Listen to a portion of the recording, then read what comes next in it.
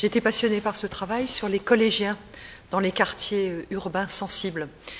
Cela a consisté pour moi à aller à la rencontre des parents, des jeunes, des éducateurs, des profs, mais aussi des acteurs de la politique de la ville, sur plusieurs sites. Je suis allée à Marseille, à Montbéliard, à Roubaix, et puis dans le 9-3, à Clichy-Montfermeil plus précisément. À partir de toutes ces rencontres de terrain, des paroles d'acteurs, j'ai défini plusieurs scénarios, puisque l'objectif c'est un travail prospectif pour décrire l'avenir des collégiens. 3 scénarios.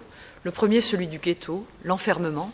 Le quartier se marginalise et les jeunes vivent dans des repères qui ne sont pas républicains. Le second, c'est le scénario plutôt d'aujourd'hui, c'est la bonne conscience, c'est la relégation avec des services publics.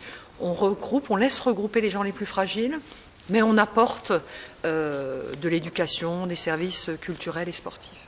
Et puis le troisième, qui est l'objectif, le scénario vert, c'est la banalisation du quartier, qui est un quartier comme les autres, où il y a des gens variés qui habitent, les collégiens s'y sentent bien, ont des adultes référents autour d'eux, l'emploi est de retour.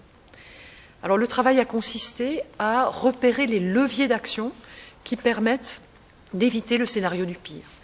Parmi ces leviers, quelques-uns méritent d'être mis en avant, notamment la question de la relation à la double culture qui doit être parlée. Souvent, les adolescents des quartiers fragiles ont leurs parents, leurs grands-parents qui sont nés à l'étranger. On leur parle trop peu dans la famille ou à l'école du Maghreb ou de l'Afrique du Nord où ont vécu leur famille.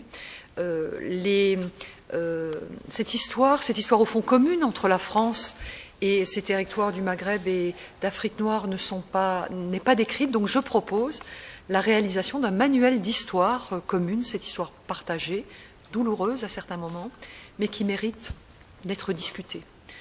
D'autres leviers, la place des femmes, la question de la liberté pour les jeunes filles, la place de la religion aussi. Autant de thèmes d'ailleurs qui sont plus de l'ordre des valeurs et des repères que des budgets ou des moyens. C'est au fond un autre regard que je propose de porter sur les adolescents dans les quartiers fragiles.